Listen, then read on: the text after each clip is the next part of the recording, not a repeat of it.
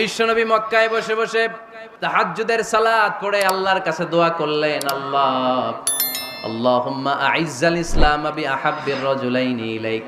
ও আল্লাহ, দুইজন লোকের নাম বলবো, দুইজনের দরকার নেই, এই দুইজনের একজনকে আপনি ইসলামের সুশীতল ছায়া তোলে এনে ইসলামকে বিজয় দান করে দেন। মুহূর্তের মধ্যে দোয়াটা কবুল করে নিয়েছে কে?